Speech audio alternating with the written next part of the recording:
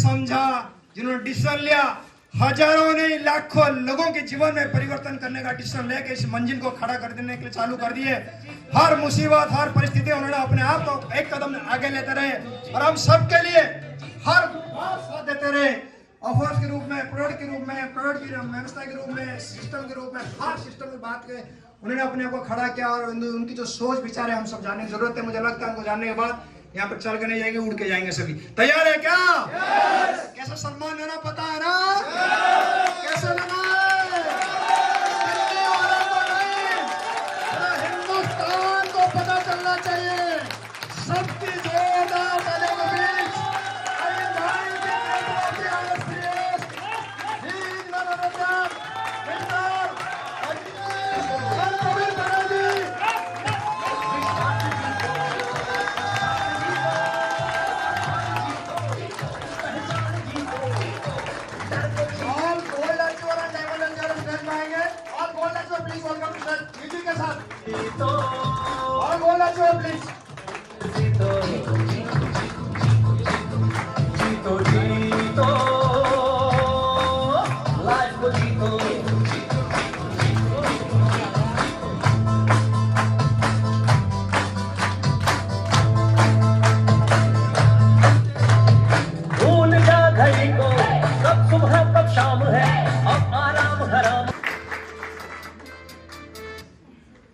सबको नमस्कार, good morning. कितने लोग थक चुके हैं पूरी तरह? एनर्जी है? वैसे हम लोग काफी लेट हो चुके हैं सिस्टम के हिसाब से, ऐसा है? तो अब क्लोज करना चाहिए, जाना चाहिए या 10-20 मिनट और लेना चाहिए? चलिए, ऐसे हमारा तो 1 घंटे का सेशन था, मगर कहीं ना कहीं हम लोग काफी लेट हो चुके हैं। बहुत सारी चीजें अभी, अचीवमेंट, बहुत बड़ी बड़ी बातें, बड़ी मतलब हम जब से हम लोग सुबह से सुन रहे हैं, क्या लग रहा है ये सच में हो सकता है क्या? संभव है? होना चाहिए? हुआ है कभी? बिल्कुल कहीं ना कहीं हुआ है। चले, उससे पहले मैं छोटा सा परिचय दूं। परवीन कुमार पटेल नाम हुआ, जन्म धरती बेतिया बिहार, कर्म धरती आपके दिल्ली एनसीआर। 23 साल हो चुके हैं आपके एनसीआर में, संघर्ष भरी लाइफ रही है और पता नहीं क्या क्या करना पड़ा। ज्यादा अगर डिटेल्स में जाएंगे तो काफी समय लगेगा। उससे पहले मार्केट में 3 लेवल के लोग होते हैं, कहीं ना कहीं आपने देखा होगा, अमीर और गरीब। तीसरा कौन सा? Middle class. परवीन कुमार पटेल नाम हुआ और हमारी जन्म जो हुई बिल्कुल गरीब फैमिली में जन्म हुआ। गरीब फैमिली का मतलब समझते हैं? दिन में काम करेंगे तभी शाम को आप खाना खाएंगे, और वो भी एक किसान परिवार से रहने वाले हैं। और किसान परिवार में सबसे बड़ी दिक्कत ये होती है कि आपको हर हालत में खाने का व्यवस्था करना पड़ता है। अगर आप किसान परिवार के यहाँ कोई भी लोग होंगे, तो अगर आप फसल खेती किए होंगे, तो अगर आप धान की खेती करते हैं, अगर ठीक ठाक लेवल पे नहीं है, जिस फैमिली से हम लोग थे वहां धान की फसल होती थी तो उस समय सिर्फ चावल ही मिलता था खाने का। अगर गेहूं की फसल होती थी तो सिर्फ रोटी ही मिलता था खाने का। अगर उस बीच में वो भी खत्म हो गया तो पता है क्या मिलता था खाने का? बजड़े की रोटी, मक्के की रोटी, बथुए की साग, और क्या क्या होता है, बहुत यहाँ लोग फेमस करके खाते हैं उसे। देखिए, थोड़ा सा समझना तो पड़ेगा आपको। आज हमारे फ्रेंड बहुत सारे लोग हैं, बड़ी शौक से बोलते हैं कि चलो बजड़े की रोटी, मक्के की रोटी खाते हैं। नफरत है हमें उससे। पता है क्यों? क्योंकि हमने गरीबी में खाया है, जैसे तैसे पेट पाला है, उसको शौक में कैसे खा सकते हैं? हेलो, गरीबी का मतलब समझते हैं? ऐसी ही गरीबी जो उस समय नाड़े वाली पैंट बहुत चलती थी। पता है क्यों चलता था? बताएंगे कोई? उसको घुमा के पहना जाता था ताकि जल्दी फटता नहीं था। हेलो, उस वाली गरीबी हमने देखा है। एजुकेशन बहुत नहीं है हमारे, मगर जैसे तैसे गांव के स्कूल में एजुकेशन लिया। जब शहर में हमें भेजा गया पढ़ने के लिए तो पता चला कि ऐसी संगत मिला कि 365 दिन में 325 मूवी हमने देख लिया। हेलो, ये कोई अच्छी बात है क्या? यानी कि सिर्फ पिक्चर ही देखे। और याद है हमें अच्छी तरह कि लगभग 2000 सन में 1997 4 मूवी आई थी, जान, बलवान, खुलेआम, खिलाड़ी। अच्छी पिक्चर थी और हमने इतना देखा कि 365 दिन में 325 मूवी हमने देख लिया। और गनीमत ये रहा कि जब घर वाले को पता चला कि ये बच्चा स्कूल नहीं जाता है, घर नाम कट चुका था पूरी तरह। जब घर वाले गए स्कूल में जाके पता किए नाम कट चुका था, घर पे जब पता चला नहीं पढ़ने जाते तो जो भी सेवा पानी होती है वो बढ़िया से हुआ। फिर पता चला कि अब दूसरे स्कूल में एडमिशन कराते हैं। हमने बोला हमें पढ़ना नहीं है। जब नहीं पढ़ना है तो भैया किसान के बच्चे हो, किसानी करो। जब कुछ दिन किसानी भी करके हमने देखा तो पता चला कि इसमें भी कुछ नहीं है। किसानी का मतलब समझते हैं, खेत से फावड़ा चलाना, खेतों में हल चलाना, ये सब हमने किया।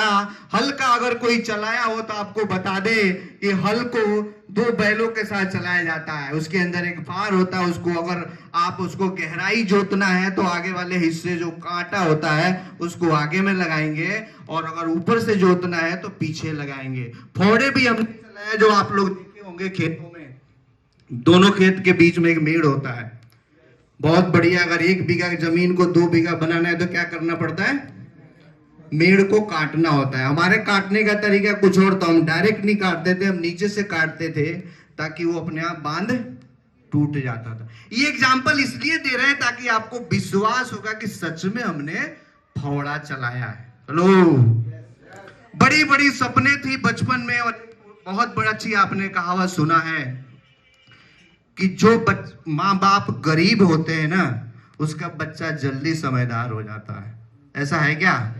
सपने बहुत थे। 17 साल की उम्र में हमने काम करना शुरू किया। जब खेती बाड़ी समझ में नहीं आया तो शहर जाने के बाद पता चला कि पर डे की दहाड़ी थी हमारी 2 रुपए। हेलो, 1997 में हमारी 1 दिन की दहाड़ी थी 2 रुपए, महीने का इनकम 60 रुपया।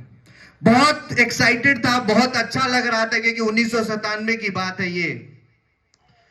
महीने का 60 रुपए कमाने वाला व्यक्ति अपने आप को दुनिया का सबसे अमीर मानता था उस समय, क्योंकि ये बहुत बड़ी बात थी 60 रुपए महीने कमाना। सपने बड़े थे, बार बार जिक्र करते थे। 2.5-3 साल मेहनत करने के बाद वो पैसा जाके पहुंचा 25 रुपए में। मगर संतुष्टि नहीं होने के कारण 2 साथी मिले और रात को भग के कहां आ गए? दिल्ली आ गए। क्योंकि हर व्यक्ति का सपना होता है दिल्ली चलो पैसे कमाएंगे। यहां आने के बाद पता चलता है कि सारे सपने वापस वहीं रख के आ जाए। यहां आने के बाद नोएडा सेक्टर 5 कितने लोग देखे? नोएडा सेक्टर 5 के टीबी मार्केट के ठीक सामने एक प्राइमरी स्कूल है।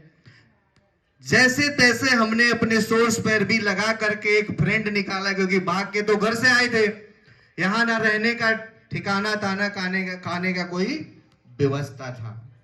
वहां आए तो पता चला कि जिस फ्रेंड के पास हम लोग पहुंचे वो काम करता था बिल्डारी का।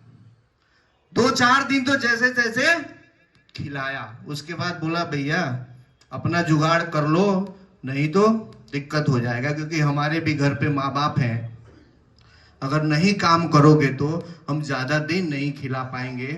रहने का व्यवस्था पता है क्या था? बढ़िया सा तिरपाल लगा हुआ था। कौन सा? फौजी स्टाइल का। देखे आप लोग? टेंट टाइप में। आप दोनों तरफ गेट था, जिधर से आ सकते हैं, आउटगोइंग इनकमिंग दोनों तरफ से चालू था। उसमें बढ़िया व्यवस्था था, मगर एक कॉन्फिडेंट लेवल था कि क्या यार फौजी स्टाइल में रहने का व्यवस्था मिला है। और आपके जानकारी के लिए बता दें कि पेट पालने के लिए 21 दिन बिल्डारी का भी काम करना पड़ा। जब लगा कि यार यहां तो बहुत गलत फंस गए, जैसे तैसे जुगाड़ लगा के फिर कहीं और हम लोगों ने दहाड़ी पे दूसरी जगह काम करना शुरू किया। जब काम करना शुरू किया तो हमारा मेन काम था फर्नीचर का।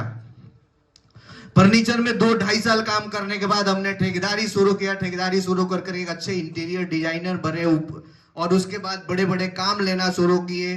जब 4-5 साल ये काम चला, पहली बार किसी ब्रांड से मिला हमको ये डायरेक्ट सेलिंग नेटवर्क मार्केटिंग 2007 में RCM बिजनेस।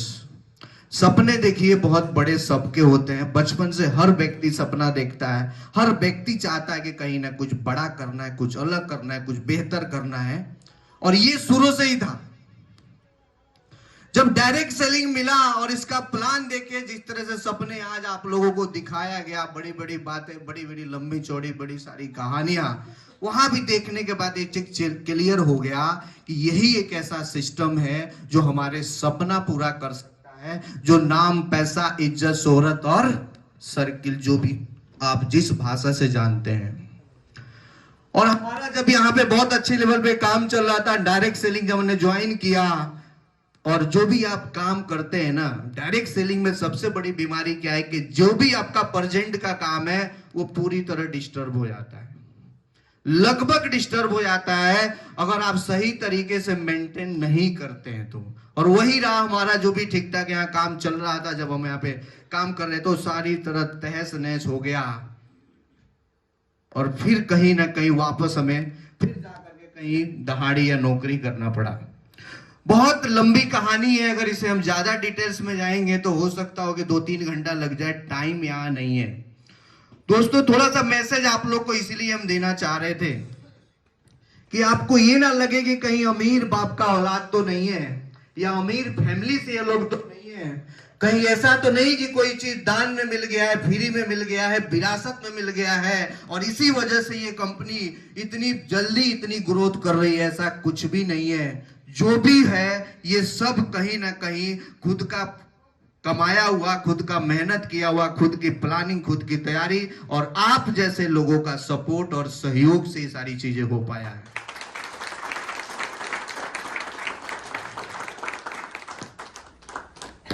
जब ये सारी चीजें कंटिन्यू चलते रहा, हम लोगों ने किसी एक रियल एस्टेट कंपनी में यहाँ आने के बाद जब दोबारा हमारे जो सिस्टम सुधरा, रियल एस्टेट कंपनी में गए, वहां जाने के बाद ऐसी स्थिति आई कि वहां जो भी हम लोग प्लॉट सेल किए थे वो कंपनी के बाद प्लॉट ही नहीं था और बहुत बुरी तरह फंस गए। इतनी बुरी तरह फंसे कि कैसे भी करके उस कस्टमर को जिसको हम लोगों ने प्लॉट सेल किया था वो हमें जमीन देना था और जमीन देने के लिए जमीन तलाश करना हम लोगों ने शुरू कर दिया। क्योंकि अगर आपको मार्केट में रहना है, जिसका भी पैसा आपने इन्वेस्टमेंट किया है उसको हर हालत में आपको जमीन नहीं तो पैसा देना पड़ता। इस बात को यहीं पे होल्ड करके एक थोड़ा सा स्टोरी के माध्यम से हम लोग चलते हैं, क्योंकि सोच का और दूसरे के फायदे के लिए कितना फर्क पड़ता है। एक बार की बात है, चला अच्छा लेट तो नहीं हो रहे हम लोग, चलिए चाय की व्यवस्था थी शायद, है अभी खत्म हो गया, चलो फाइनल में चलेंगे हम लोग। एक बार की बात है, एक बच्चा था 24 साल का, किसी लाला के यहाँ नौकरी करता था, दिन भर काम करता, शाम को आके 4 चपाती बनाता और खाता। जाहिर सी बात है छेड़े लोग यहाँ लड़के लड़के रहे होंगे कभी, तो पहले आप नहाने धोने से पहले रोटी बनाते हैं, फिर नहा धोआ के आते हैं, फिर आप रोटी खाते हैं, जो भी आपका खाना है वही वो करता। 4 चपाती बनाता, नहा धोआ के जब खाने आता तो पता चला कि 1-2 रोटी उसका कम हो जाता था। ये कंटिन्यू 2-3 दिन हुआ, तो जब जाके उसने चेक किया, यानी कि छुप के देखा कि ये रोटी हमारा कम कैसे होता है। जब वो देखा तो एक चूहा आता है और उसका रोटी लेके भाग जाता है। उस चूहे को पकड़ा, चूहे ने बोला छोड़ छोड़ मेरी किस्मत का खाने दे। देखिए जबरदस्ती वाली बात, चूहा बोल रहा है कि छोड़ मुझे किस्मत की खाने दे। बोला कैसा किस्मत यार, दिन भर हम काम करते हैं, लाला क्या नौकरी करते हैं, 4 चपाती हम खुद बनाते हैं और तू बोल रहा है मेरे किस्मत का खाने दे। मेरी किस्मत तो खुद ही बेकार है, पता ही नहीं चल रहा है क्या होगा, कैसे जिंदगी कटेगी, क्या करें हम यही समझ में नहीं आता है। उम्र भी काफी समय हो गया, शादी विवाह भी नहीं होता है, बहुत परेशान था बच्चा वो। जब चूहा से जब ये बात बोला तो बोला तेरी किस्मत तो तू जाके पता कर ले, गौतम बुद्ध के पास जा, तेरी किस्मत के बारे में वही बताएंगे। बच्चे ने जब पता किया तो ये पता चला कि गौतम बुद्ध से मिलने के लिए उसे 1 हफ्ते टाइम लगेगा जाने और आने में। उसने जैसे तैसे करके लाला से छुट्टी लिया। छुट्टी लेने के बाद वो निकल पड़ा कहां पे? गौतम बुद्ध के पास, अपनी किस्मत को जानने के लिए कि हमारी किस्मत कब बदलेगी। जैसे वो रास्ते में जा रहा था, रात हो चुका था। रात होने के बाद किसी रास्ते में कोई राजा का महल मिला, वहां रानी से जाकर उसने हेल्प मांगा कि हमें रात भर रुकने की जगह दिया जाए। खाना वाना उसे मिला, रुका। सुबह जब उठ के वो निकल रहा था तो रानी ने उससे पूछा कि कहाँ जा रहे हो? उसने बोला कि गौतम बुद्ध से मिलने जा रहे हैं, अपने किस्मत के बारे में समझने के लिए। रानी ने बोला कि एक सवाल हमारा भी है, आप बहुत गौतम बुद्ध से पूछ के आना। हमारी 20 साल की बेटी है जो बोल नहीं पाती है। उसने बोला ठीक है जी भैया, हम पूछ के आएंगे। जैसे आगे गया तो पता चला कि बहुत बड़े बड़े पहाड़, रास्ते, जंगल, झाड़ी, उसे समझ में नहीं आ रहा था कि अब आगे कैसे जाएं। वहां एक उसे जादूगर मिला। जादूगर हजारों साल से वहां तपस्या कर रहा था। ये लड़का ने रिक्वेस्ट किया कि भाई हमारी हेल्प करो, हमें आगे का रास्ता बताओ, ये पहाड़ जैसे तैसे पार करा दो ताकि हम आगे गौतम बुद्ध से मिलने जाना है, हमें अपने किस्मत के बारे में समझना है। जादूगर ने बोला कि भाई जब जा ही रहे हो, हमारा भी एक सवाल है, पूछ के आना। बोला बताओ भाई तुम अपना भी सवाल। बोला हमारा सवाल ये है कि हम 1000 साल से तपस्या कर रहे हैं मगर स्वर्ग लोक नहीं जा पा रहे हैं। बोला बिल्कुल पूछ के आएंगे, मगर हमारा हेल्प यही कर दो कि आप एक पहाड़ आप पार करा दो। जादू की छड़ी घुमाई और उसे पार करा दिया। जब आगे गया तो एक नदी मिला तो वो भी पार करने के लिए उसे बहुत दिक्कत हो रहा था, क्योंकि बच्चे को तैरना वगैरह आता नहीं था, नदी बड़ी थी। उसमें देखा कि एक कछुआ तैर रहा था। कछुए से हेल्प मांगा कि कछुए भाई हमें नदी पार करा दो, हमें गौतम बुद्ध से मिलने जाना है, हमें अपने किस्मत के बारे में समझना है। कछुए ने बोला बिल्कुल पार करा देंगे, ये तो नेकी का काम है। पार करा दिया। फिर पूछा कि भाई एक सवाल हमारा भी है। कछुए ने बोला कि आप जरा गौतम बुद्ध से पूछ के आना कि इस नदी में हम सालों से टहल रहे हैं मगर हम ड्रैगन नहीं बन पा रहे हैं। बोला बिल्कुल पूछ के आएंगे। आगे वो पहुंच गया गौतम बुद्ध के कुटिया में। वहां सत्संग चल रहा था। सत्संग खत्म हुआ। खत्म होने के बाद वहां एक ही कंडीशन था कि कोई भी व्यक्ति सिर्फ 3 सवाल पूछ सकता था। अब इसके साथ समस्या क्या थी? 4 सवाल। 3 सवाल तो ये मार्केट से ही उठा चुका था, जो फ्री में या सहयोग में ले चुका था।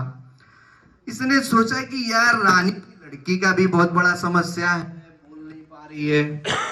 ये जादूगर का भी बहुत बड़ा समस्या है, वो भी कहीं ना कहीं परेशान है, सालों से तपस्या कर रहा है, स्वर्ग लोग नहीं जा पा रहा है। कछुआ भी परेशान है, ड्रैगन बनना चाह रहा है, बन भी नहीं पा रहा है।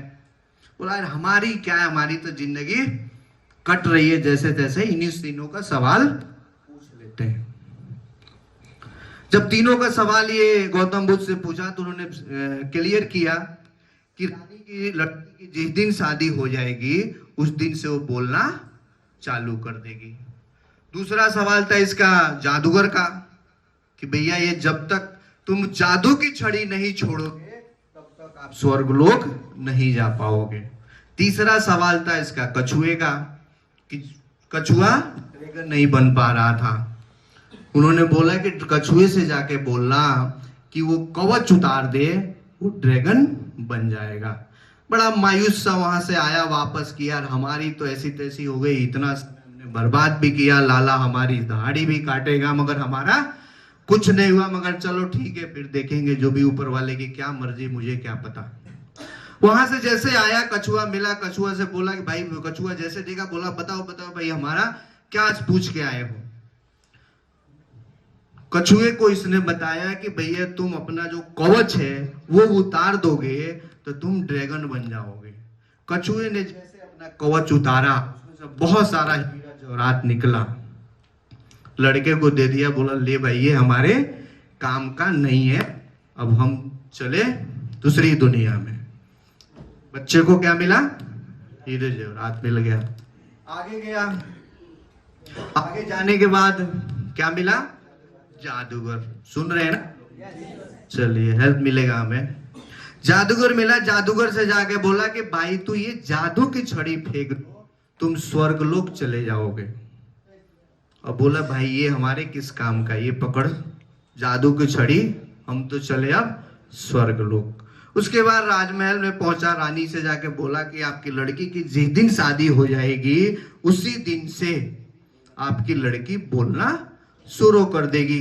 रानी ने बोला फिर दुल्हा तैयार है, मुहूर्त है, ये शादी कर देते हैं, लफड़ा खत्म। और लड़के ने भी तो वही सोच ही रहा था, मतलब शादी हो नहीं रहा था उसका काफी समय से। उसकी शादी हो गई और 5 ही 10 मिनट बाद जब भी जो जयमाला वगैरह हुआ, लड़की बोली कि आप वही है ना जो हमारे यहाँ एक दिन आके ठहरे थे। अब लड़के के पास क्या क्या मिल गया?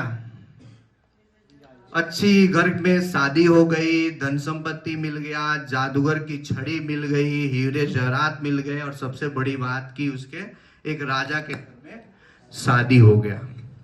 इस स्टोरी से पता नहीं आप लोग क्या समझ पा रहे होंगे, मुझे नहीं पता, मगर एक चीज क्लियर है कि जब आप दूसरों के लिए जीना शुरू कर देते हैं ना, तो पूरी कायनात, पूरी दुनिया, पूरी ब्रह्मांड लग जाता है आपको कामयाब करने के लिए और आपको सफल करने के लिए।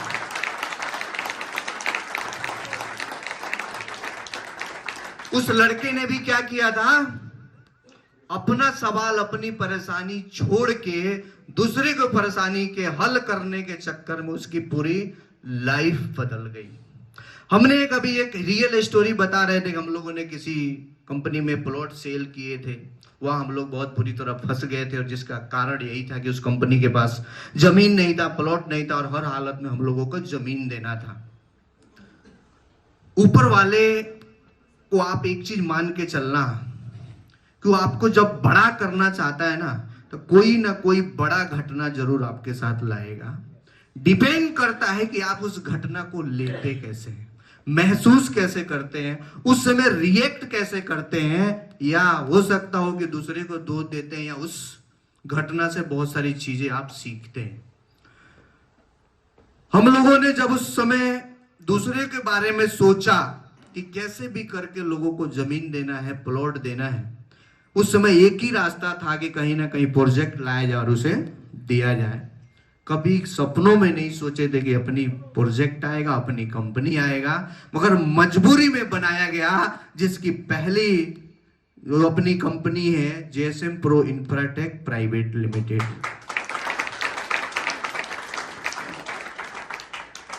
वो कंपनी बनी, और जब कंपनी चालू हुई और जितने लोगों को हम लोगों ने प्लॉट मर्ज किया और शुरुआत किया, 53 लाख रुपए माइनस में कंपनी शुरू हुई। हेलो, बहुत सारे गवाह लोग हैं हमारे पास, पुराने साथी हैं जो अच्छी तरह समझ रहे होंगे, और कोई भी काल्पनिक बात नहीं कर रहे हैं दोस्त, रियल बातें हैं। जब भी आपको सबूत चाहिए देने के लिए तैयार है। बाकी हमारे साथी अजीत हैं जो बहुत अच्छी तरह इससे वाकिफ है। 53 लाख माइनस में कंपनी शुरू किया गया, मगर उस कंपनी में सबसे अच्छी बात यह था कि कंपनी वो अपने लिए नहीं शुरू किया गया, किसी और के लिए शुरू किया गया, ताकि लोगों का कहीं ना कहीं नुकसान ना हो जाए। और गनीमत ये रहा कि सिर्फ 1.5 साल में, 1.5 साल के अंदर कंपनी इतनी बूम की, इतनी ऊपर गई, इतना रिकॉर्ड हासिल किया, जो एनसीआर की बात करे कोई भी कंपनी रियल एस्टेट में उसके टक्कर देने वाला नहीं था, जिसका नाम है JSM pro Infratech private limited. इतनी सेल की एक दिन में 100 से 150 प्लॉट सेल करते थे। एक संडे की गाड़ी की विजिट होती थी 150 से 250। एक्सप्रेसवे पे लाइन लग जाता था, लगता था कि मेला लगा हुआ है। प्लॉट ऐसे बेचते थे जैसे मार्केट में सब्जी बिकता, आलू देखते आलू, वैसे बिकता था। और पहली एक ऐसी रियल एस्टेट कंपनी बनी जो रिकॉर्ड किया कि कस्टमर को और एसोसिएट को मना करना पड़ा कि भैया अब हमारे यहां प्लॉट नहीं है, गाड़ी विजिट नहीं होगी। देखिए, बहुत सारी कंपनी आएगी, आती है, जाती है, बहुत सारी कहानियां आप सुनते होंगे, सुनेंगे भी, सुनाया भी जाता है। मगर एक चीज तो आप मान के चले, जिस भी परमात्मा को आप मानते हैं, मैं कभी जातिवाद नहीं करता, और बिजनेस का सबसे बड़ा रूल है कि सिर्फ इतना पता है कि आप जिस भी कास्ट से, जिस भी जाति से हैं, एक परमात्मा तो है, ये आप मानते तो हैं, और ये भी मानते हैं कि परमात्मा के मर्जी के बगैर एक पत्ता तक नहीं हिलता। तो आज यहाँ इतने दूर दूर से, इतने सर्दी में, इतनी दिक्कत में, इतनी परेशानी में, अभी पता चल रहा है कि आपके कहां से हैं लोग, जम्मू कश्मीर से, बिहार से, गुजरात से, उड़ीसा से, बंगाल से, मतलब लगभग हर जगह के लोग यहाँ उपस्थित हैं। एस्टेरियस क्यों आया? लो, अच्छा, सबको एक चीज तो क्लियर है ना कि रियल एस्टेट में, रियल में पैसा है। इतना पैसा है कि पहली बार हम लोगों ने अपने सोच से 10 गुना ज्यादा पैसा देखा। माइंड मत करिएगा दोस्त, कट्टे में भर भर के भी पैसा हम लोगों ने ले गए हैं। कट्टा जानते हैं, बोरी जो होता है, भर भर के। मगर सवाल ये है कि जब इतना पैसा आया, इतना पैसा, सब कुछ हुआ, इतना बिजनेस चला, इतना सब कुछ ठीक चल रहा है, तो फिर एसटीएस क्यों? हेलो, पता है क्यों? एक चीज तो क्लियर है कि आप अगर नेटवर्कर हैं, आप कुछ भी कर लें, कोई भी काम कर लें, आप नेटवर्किंग से दूर नहीं जा सकते। ये आप आज मान लें, या 5 साल बाद, या 10 साल मान लें। 2007 से हमने भी डायरेक्ट सेलिंग शुरुआत किया। कई सारी कंपनियां करने के बाद एक चीज तो क्लियर हो गया था कि लाइफ में अगर कुछ बड़ा करना है, कुछ अलग करना है, और सब कुछ बड़ा करना है, तो आप ये समझ जाएं कि कहीं ना कहीं डायरेक्ट सेलिंग आपको करना पड़ेगा, नेटवर्किंग करना पड़ेगा। नेटवर्किंग का भाषा आप जिस भी भाषा में जानते हो, नेटवर्किंग को जैसे भी समझते हो, डायरेक्ट सेलिंग हो, एमएलएम हो, जोड़ने वाला बिजनेस हो, मगर हमारे नजर में पता है क्या है? ये एक जीता जागता स्वर्ग है, ये डायरेक्ट सेलिंग। पता है क्यों? क्योंकि इस पूरी पृथ्वी पर, पूरी ब्रह्मांड में, पूरे जिस भी भाषा से आप जानते हो, पूरी वर्ल्ड की बात करें, सिर्फ और सिर्फ एक ही ऐसा सिस्टम है जहां पे पूरी परिवार एक साथ बिजनेस कर सकता है। और आज सबसे बड़ा हमें जो अच्छा लगा, आज संजय जी का, क्या समझे इनके से, आप लोगों को क्या समझ में आया? आज ये डायमंड, इनकी वाइफ गोल्ड, और दोनों बच्चे सिल्वर। हेलो, हमें आइडिया नहीं था, जब बाद में पता चला कि दोनों बच्चे भी आए और वाइफ भी आए। इससे खूबसूरत सिस्टम हो सकता है क्या? पूरे खानदान मिलके बिजनेस कर रहे हैं, माँ बाप और दोनों बच्चे।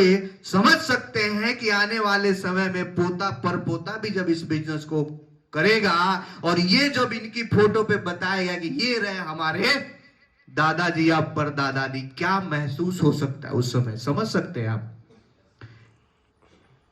स्वर्ग कितने लोगों ने देखा है? कितने लोग देख के आए? कितने लोगों को पता है कि कहां है? जो चीजें मिलने वाला नहीं होता है ना, उसको यही बहाना मारा जाता है कि बेटा मरने के बाद मिलेगा। मरने के बाद कौन देख के आया है? कोई देख के आया है क्या? क्या जमीन पे स्वर्ग बनाया जा सकता है क्या? हो सकता है क्या? स्वर्ग कैसा होता होगा?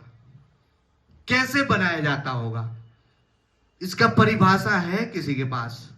हमारे हिसाब से तो स्वर्ग वहीं पर है जहां पे आपको सब कुछ मिलता है।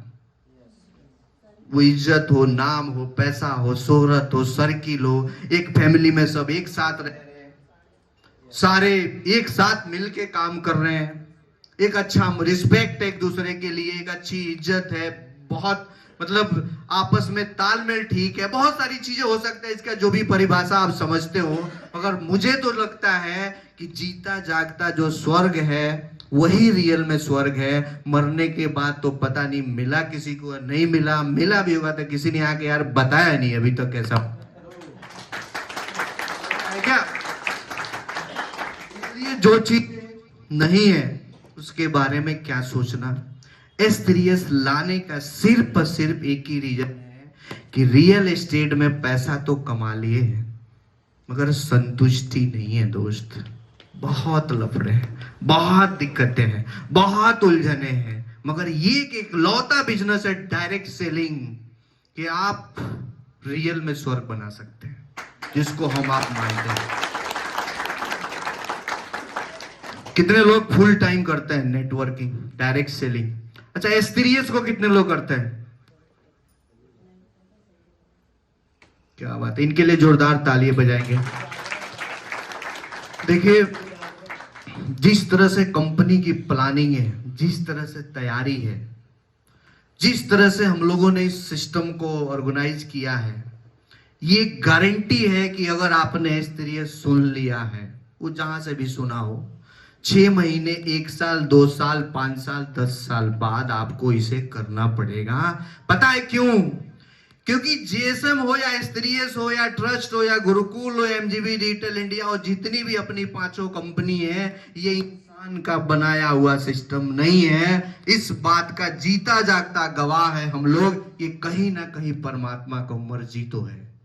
सारा प्लानिंग वही किया हुआ है। हमने तो कभी सपनों में भी नहीं सोचा था कि इस तरह से प्लान, इस तरह से सिस्टम बनाएंगे। मगर एक चीज आपने जरूर देखा होगा इस सिस्टम में, इस प्लानिंग में, कि इसमें अच्छी नियति से इसकी शुरुआत किया गया है, अच्छी प्लानिंग से इसकी शुरुआत किया गया है। कहीं भी इसमें घुमाव फिराव नहीं है, शॉर्टकट नहीं है, कहीं भी इसमें बचाने की नीयत नहीं है। नीयत क्या है? देने की है। यहां बैठा हुआ लगभग व्यक्ति 5 साल, 7 साल, 10 साल, 15 साल भी डायरेक्ट सेलिंग, 20 साल भी, अभी मोहंती जी बता रहे थे। कब तक चलेगा ये? हेलो, कहीं तो रुकना पड़ेगा। कोई तो ऐसा सिस्टम तलाश करना पड़ेगा जो अब लास्ट हो। किसी न किसी को ये डिसीजन तो लेना पड़ेगा, किसी न किसी ऑर्गेनाइजेशन, किसी न किसी सिस्टम को तो ऐसा बनाना पड़ेगा जो अब लास्ट हो। चलो, कब तक भटकेंगे? वाई? क्यों? क्या आप लोगों ने कोई गलती किया है क्या? डायरेक्ट सेलिंग को जान के, डायरेक्ट सेलिंग को पहचान के, डायरेक्ट सेलिंग के बारे में सोच के, डायरेक्ट सेलिंग करके क्या कोई गलती किया है क्या आप लोगों ने? दोस्त, ये माने या नहीं माने, जितनी भी डायरेक्ट सेलिंग कंपनी गलत सोच, गलत प्लानिंग से आई है, वो आज मार्केट में नहीं है। ये एग्जाम्पल है। जो भी लीडर गलत सोच, गलत प्लानिंग से डायरेक्ट सेलिंग में गया है, वो कहीं ना कहीं, कहीं भी है मगर संतुष्ट नहीं है।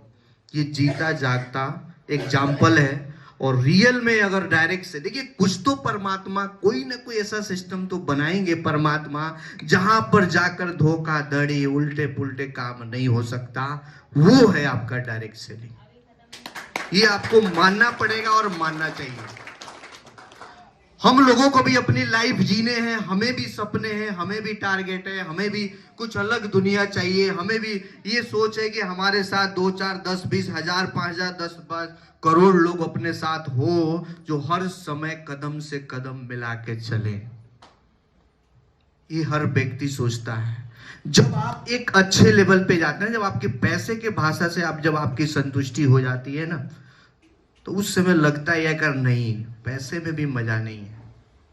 जब आप पैसे नहीं कमाते तो लगता है पहले पैसा होना चाहिए, पैसा कमाना चाहिए, जो कुछ भी करना पड़े पैसा हो। मगर जब आपकी सोच से 10 गुना मिल जाए, तब उस समय लगता है कि नहीं यार, पैसे में कहीं ना कहीं वो संतुष्टि नहीं है। संतुष्टि तो ये है कि आपके पास जो मिला वो हर व्यक्ति के पास हो, तब कैसा मजा आएगा। बंदी से तोड़ क्यों नहीं देते? हेलो, बंदी से तोड़ क्यों नहीं देते? जिन राहों की कोई मंजिल नहीं, वो राहें मोड़ क्यों नहीं लेते? यूं तो जिंदगी का सफर तमाम नहीं होता, अब थोड़ा दौड़ क्यों नहीं लेते? पेड़ घर आकर फल नहीं देता, घर से निकलकर तोड़ क्यों नहीं लेते? और जिंदगी में सफल होना है और धरती पर स्वर्ग लाना है, तो इस से जिंदगी जोड़ क्यों नहीं लेते? दोस्तों, जोड़ क्यों नहीं लेते? एस कोई छोटा मोटा प्लानिंग नहीं है दोस्त, कोई शॉर्टकट जुगाड़ नहीं है, कोई ऐसा सिस्टम नहीं बनाया कि बस आप आए और एकदम तुरंत आपका बहुत कुछ हो जाएगा। मगर इस बात की गारंटी है, कोई भी कंपनी का मैनेजमेंट, हम अपने आप को मालिक नहीं मानते हैं, हमारी एक जिम्मेदारी है एस को चलाना। एक मैनेजमेंट के तौर पे हम लोग इसको काम कर रहे हैं। कोई भी डायरेक्ट सेलिंग या कोई भी कंपनी का कोई भी ऑर्गेनाइजेशन आपको ये नहीं बोलेगा कि हमारे कंपनी को छोड़ देना जब आपको नहीं इससे पैसा आएगा। आप सबको एक बात की चैलेंज करते हैं कि 3 से 6 महीने सिस्टम को आप कर लो। 3 से 6 महीने आप सिस्टम को करो दोस्त। आप अगर यहां से पैसा नहीं आता है तो हमारे सामने आके बोलना कि आपकी ना बातों में दम है ना पैसों में दम है, क्योंकि उस हिसाब से सिस्टम को बनाया गया है। इस प्लान को आपने अगर बारीकी से देखा होगा तो इसमें 100% पैसा बांटा जा रहा है। कहीं भी इसमें कोई भी चीज बचाया नहीं गया है। कहीं ना कहीं आप सब लोगों ने गौर से प्लान देखा होगा, समझा होगा कि इस प्लान में किस तरह से है प्लानिंग। लगा आपको कहीं भी प्लान में कोई शॉर्टकट जुगाड़ या नहीं देने की नियत है, नहीं करने की कुछ ऐसा लगा आप लोगों को? कुछ भी नहीं है। ये की मकसद है कि डायरेक्ट सेलिंग के नाम पे लोगों को गुमराह किया जा रहा है, बदनाम किया जा रहा है। सालों साल लोगों को मोटिवेट किया रहा है कि 2 साल दे दो, 4 साल तो सीखने में लगता है, 10 साल लगता है। क्यों? क्या आप 2 महीने में 5 महीने में पैसा नहीं कमाया जाता है? क्या 15 दिन में गोल्ड नहीं बना जा सकता है? क्या 1.5 महीने में डायमंड बना नहीं जा सकता है? क्या कहीं ना कहीं सिस्टम में दम तो होनी चाहिए। नहीं है टाइम दोस्त अब किसी के पास, अब नहीं है 2 साल 5 साल समझने के लिए, और नहीं है समय मोटिवेट करके जिंदा रखने का। मोटिवेशनल से सिर्फ दिमाग चलता है। घर किससे चलता है? पैसों से। अब समय आ गया है पैसा कमाने का। 6 महीने में अगर पैसा नहीं आता है तो स्त्री छोड़ देना दोस्त। मत करना टाइम पास, मत करना अपना समय बर्बाद, क्योंकि ये बनाया ही नहीं गया टाइम पास करने के लिए। मगर एक चीज की गारंटी है, अभी बार बार लोग बोल रहे हैं कि या तो आप करना तो ठीक से करना, नहीं तो मत करना। हम लोग भी तो वही तलाश कर रहे हैं कि कितने लोग हैं व्यक्ति जो ठीक से करने वाले। बीच में बहुत सारी टीम आई अपने पास, और आई और गई। टीम के आने जाने से स्त्री पे थोड़े फर्क पड़ता है। टीम तो आएगी और जाएगी, क्योंकि जिसको करोड़पति नहीं बनना है वो थोड़े स्त्रीयस करेगा। स्त्रीयस अपना जेब भरने के लिए नहीं बनाया गया है। सिर्फ ये डायरेक्ट सेलिंग को कलंक हटाने के लिए बनाया गया है कि सिर्फ लोगों को बदनाम किया जाता है। ये आप आज मान लेंगे या 6 महीना 1 साल बाद आपको खुद ही समझ में आ जाएगा। जिस भी भाषा से आप समझे, ये आपको मानना पड़ेगा कि स्त्रीयस अपना जेब भरने के लिए नहीं बनाया गया है। ये तो एक सिस्टम का निर्माण किया गया है जहां पर लोग दर दर भटक रहे हैं, डायरेक्ट सेलिंग के नाम पे बदनाम हो रहे हैं। यहां आने के बाद वो अपनी सपने को पूरा करे, अपने लाइफ को सिक्योर करे, अपने फैमिली के साथ एक अच्छी जिंदगी जिए, जैसे अब हम लोग सिर्फ 3-4 साल में जी रहे हैं। क्या अपने बारे में सोचना होता 2-4 और रियल एस्टेट कंपनी आ जाता दोस्त। पैसा उससे ज्यादा कहीं नहीं है। गरीब होना पाप नहीं है दोस्त। बहुत सारी संघर्ष हमने भी लाइफ में किया, मगर एक ही टारगेट रहा कि गरीब होके नहीं मरना है, कुछ भी हो जाए। पुरानी कहावत है ना। अच्छा, कितने लोगों को लगता है कि यहां से पैसा कमाया जा सकता है? रियल में है, विश्वास है कि यहाँ पे करोड़पति बना जा सकता है? अभी तक जो हमने बचपन में शुरुआत किया 1997 से, जो हमने बताया, हमारी 2 रुपए पर डे की दहाड़ी थी।